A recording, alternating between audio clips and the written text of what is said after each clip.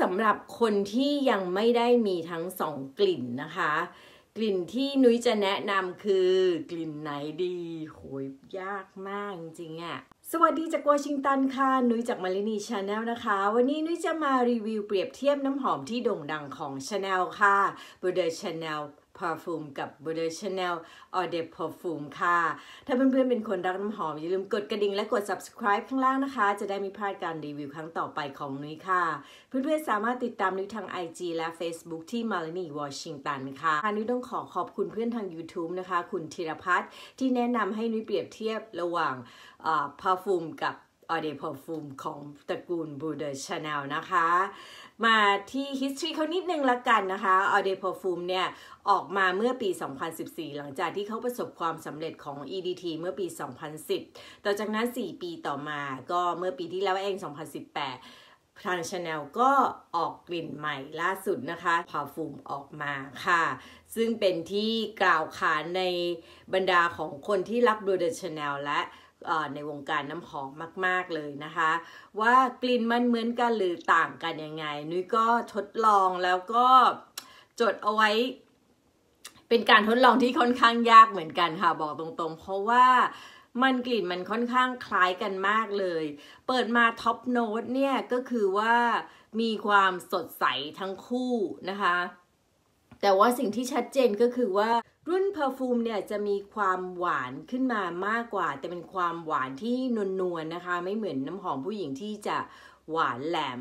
และรู้สึกได้ทันทีเลยว่าหอมมะนาวและมีความละมุนสมูท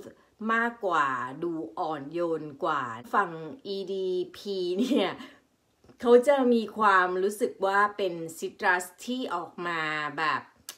ชัดเจนกว่าค่ะคือมีความนัวน้อยกว่าทางด้านซิตรัสด้วยเป็นซิตรัสที่คล้ายกันแต่คนละแบบบวกกับมีความที่เป็นเครื่องเทศที่เขามีอยู่แล้วค่ะทั้งคอเรนเดอร์อะไรพวกนี้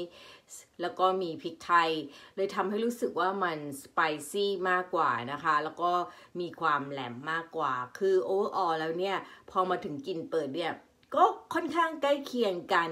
แต่ว่าถ้าดมไซส์บายไซส์เนี่ยก็รู้ทันทีว่ามันแตกต่างกันที่ชัดเจนเล็กน้อยเดี๋ยวนุ้ยขออ่านโน้ตผ่านไปครึ่งชั่วโมงนะคะฝั่ง EDP เนี่ยเขาก็มีความหวานกว่าความเผ็ดจริงๆแล้วเนี่ยคือทางฝั่ง Parfum เนี่ยเขาจะไม่ได้เน้นไปทางด้านความเผ็ดนะคะคือจะไม่ค่อยรู้สึกถึงความเผ็ดอะไรเท่าไหร่นะคะแต่จะเป็นหวานแล้วก็สมูทแล้วก็มี DNA ของ Bleu de Chanel เนี่ยที่มันขึ้นมาตลอดทางอะค่ะแล้วมีความหวานอมเปรี้ยวของเจเรเนียมหน่อยๆด้วยส่วนทางด้าน EDP เนี่ยคือทุกกลิ่นน่ะมันจะดูแบบตึกชัดเจนอะหวานก็หวานชัดเผ็ดก็เผ็ดชัดอะไรประมาณนี้คือทุกอย่างมันชัดแต่ทางด้านของ Parfum เนี่ยทุกอย่างเขาจะแบบละมุนแต่ว่าไม่มีความเผ็ดนะคะทุกอย่างเขาจะกลมและละมุนกว่าคือตอนพอมาถึงผ่านไปครึ่งชั่วโมงเนี่ยซึ่งเป็นเกือบจะเป็นกลิ่นดายดาวของเขาแล้วเนี่ยถามว่านุ้ยชอบอันไหนจริงๆแล้วเนี่ยคือมัน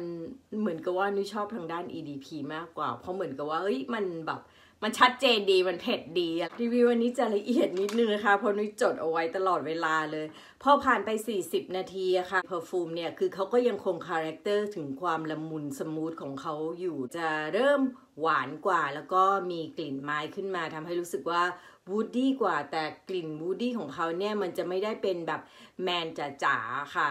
ส่วนEDP นะคะด้านนี้เนี่ยก็ยังคงถึงความเผ็ดชัดเจนสไปซี่ขึ้นมาอย่างชัดเจนอย่างสม่ำเสมอนะคะเลยทำให้นุ้ยรู้สึกว่าพอมีความสไปซี่เนี่ยนุ้ยรู้สึกว่ามันเหมือนกับแบบ more energetic อะค่ะดูมีอะไรอะดูมันกระชุ่มกระชวยกว่าเหรอแล้วมันก็เลยทำให้รู้สึกว่าดูเด็กกว่าค่ะเพราะว่าทุกอย่างมันแบบเหมือนกับว่าชัดเจนเนื่องจากว่าทุกอย่างมันชัดเจนเนี่ยมันก็เลยอาจจะดูแบบกระด้างนิดหนึ่งนะคะอันนี้ต้องแล้วแต่คนชอบช่วง40นาทีแรกเนี่ยบอกตรงว่านุ้ยชอบ EDP มากกว่าค่ะแต่พอมาถึง1ชั่วโมงด้าน Parfum เนี่ยความหวานเขาจะลดลงความสมูทที่มีอยู่แล้วเนี่ยมันยิ่งสมูทเข้าไปอีกแบบคือทุกอย่างมันกลมลงตัวละมุนมากนะคะ ทำให้นุ้ยรู้สึกว่าพอผ่านไป1 ชั่วโมงเนี่ยนุ้ยชอบทางด้านพาฟูมมากกว่าทางด้าน EDP เนี่ยเครื่องเทศมันเริ่มจะมีกลายของบนตัวนุ้ยเนี่ยมันจะเริ่มกลิ่นกลายเป็นแบบออกเปรี้ยวนิดๆอะค่ะแต่ว่าไม่ได้เปรี้ยวมากซึ่งเป็นกลิ่นที่นุ้ยรู้สึกว่านุ้ยไม่ค่อยชอบผ่านมา1 ชั่วโมงครึ่งนะคะด้านเพอร์ฟูมก็ยังคงคาแรคเตอร์ของความสมูทของเขาก็คือเป็นกลิ่นที่หอมแล้วแบบน่ากอดดูเป็นคนดีดูเป็นเจน t l e m แมนแต่ว่าไม่ได้น่าเบื่อค่ะเมื่อเทียบกับ EDP นะจุดชั่วโมงครึ่งนะไม่น่าเชื่อก็คือด้านพาฟูมเนี่ยกลิ่นซอฟต์นึกเกิดกลิ่นเขาสมูทอะค่ะหนูคิดว่าพอกลิ่นเขาสมูทเนี่ยมันก็เลยดูเหมือนเบาแล้วก็จางกว่าแล้วทางด้าน EDP เนี่ยมันก็จะดูแบบตอนนี้มาถึงนะจุดนี้มันจะดูสดใสแล้วก็เย็นๆดูเด็กอะค่ะดูเด็กกว่านะคะเอางี้นุ้ยขอเปรียบเทียบเป็นคาแรคเตอร์รวมๆนะคะว่าด้านเพอร์ฟูมเนี่ยเขาจะดูเป็นเหมือนเจน t l e m แมนที่ดูสุภาพอ่อนโยนแต่ยังมีคาแรคเตอร์ดูไม่ได้เป็นผู้ใหญ่มากคือพอเทียบกับ Terre d'Hermès แล้วเนี่ยคือนุ้ยรู้สึกให้อารมณ์คล้ายๆกันเพียงแต่ว่า Bleu Chanel Parfum เนี่ยดูเด็กกว่าค่ะแล้วก็ดูเหมือนเป็นผู้ชายที่มีคาแรคเตอร์มากกว่าคนที่ฉีด Hermès แต่ Hermès ดูเป็นผู้ชายเพอร์เฟกต์กว่านะคะ ส่วนถ้าเกิดคนอยากรู้สึกเด็กนะคะนุ้ยก็แนะนำให้ฉีด Eau de Parfum อันนี้จะนุ้ยรู้สึกว่ามันจะดู more energetic มากกว่าถึงแม้ว่ากลิ่นทุกอย่างเนี่ยมันจะค่อนข้างชาร์ปแหลมไปนิดนึงแต่นั่นนึกว่านั่นมันเป็นคาแรคเตอร์ที่ทำให้ดูเด็กอะนะคือทั้งสองกลิ่นเนี้ยมันไม่ได้แตกต่างกันอย่างชัดเจนมันเหมือนรถที่แค่มี minor change อะค่ะขึ้นอยู่กับว่าไอ้ minor change เนี่ยเราชอบตรงไหนมากกว่ากันเพราะบางทีมี minor change บางอย่างมันก็ไม่ได้ว่าเป็นอะไรที่จำเป็นอะอย่างเช่นแบบไฟหน้าจากเหลี่ยมเป็นกลมอะไรเงี้ยคือมันก็ใช้งานได้ทั้ง2 อันแล้วไม่ได้ทำให้รถเนี่ยเปลี่ยนคาแรคเตอร์อะไรมากมายนะคะมาดูกันเรื่องราคา EDP นะคะ50 ml 95 เหรียญ Perfume 120 เหรียญก็คือเพิ่มมาอีก25 เหรียญนะคะส่วน100 มิลลิลิตรเนี่ย EDP 120 เหรียญและ Perfume 150 เหรียญเพิ่มมาอีก30 เหรียญความติดทนนานนะคะพาฟูมเนี่ยจริงๆแล้วติดทนนานกว่าค่ะถึงแม้ว่าแบบที่นุ้ยบอกไปว่า1 ชั่วโมงครึ่งเนี่ยผ่านไปเหมือนกลิ่นเขาจะจางกว่าแต่กลิ่นเขาจะแบบติดอยู่แบบนั้นน่ะประมาณเท่านั้นน่ะคือจริงๆมันไม่ใช่จางนะคะมันชัดเจนแต่พอเทียบกับ EDP แล้วเนี่ยมันเหมือนว่ามันชัดเจนน้อยกว่าซึ่งกลิ่นเขาจะติดอยู่บนตัวนุ้ยอะประมาณ10 ชั่วโมงได้เลยนะคะเป็นสักหลังจาก6 ชั่วโมงเนี่ยก็จะเป็นสกินเซนแล้วก็จะติดอยู่บนตัวค่อนข้างชัดเจนละมุนซอฟต์กลิ่นไม่เปลี่ยนอยู่ประมาณ10 ชั่วโมงซึ่งก็นานกว่า EDP นะคะและพอเป็นกลิ่นสกินเซนแล้วอ่ะนุ้ยกลับชอบพอฟูมมากกว่าเพราะฉะนั้นเนี่ยกลิ่นเนี้ยมันเลยทำให้นุ้ยตัดสินใจยากอะว่าถ้าจะให้แนะนำเนี่ยจะซื้อกลิ่นไหนดีเพราะมันแบบเหมือนกับเป็นช่วงนี้ชอบอันนี้มากกว่าช่วงนี้ชอบอันนั้นมากกว่าถ้าเราไม่แคร์เรื่องราคานุ้ยก็แนะนำเป็น Chanel Parfum ไปเลยค่ะถ้าเราต้องการอะไรที่ดูมีคาแรคเตอร์ที่ชัดเจนทุกอย่างเนี่ยนะนุ้ยก็แนะนำ EDP ถ้าเกิดสมมุติว่าคนมี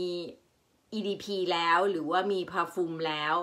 ก็ไม่จำเป็นต้องซื้อกลิ่นใดกลิ่นหนึ่งเพิ่มค่ะเพราะว่ากลิ่นค่อนข้างมีความคล้ายคลึงกันสำหรับคนที่เริ่มต้นนะคะจริงๆแล้วนุ้ยอยากให้เริ่มที่ EDP ก่อนค่ะพอเราแบบใช้แล้วเรารู้สึกชอบแล้วก็ค่อยอัปเกรดเป็นพาฟูมมันอาจจะทำให้เรารู้สึกแบบ appreciate พาฟูมมากขึ้นค่ะเพื่อนๆคนไหนเคยลองทั้ง2 กลิ่นบ้างคะแล้วชอบอันไหนมากที่สุดสำหรับคนที่อยากดูการเปรียบเทียบระหว่าง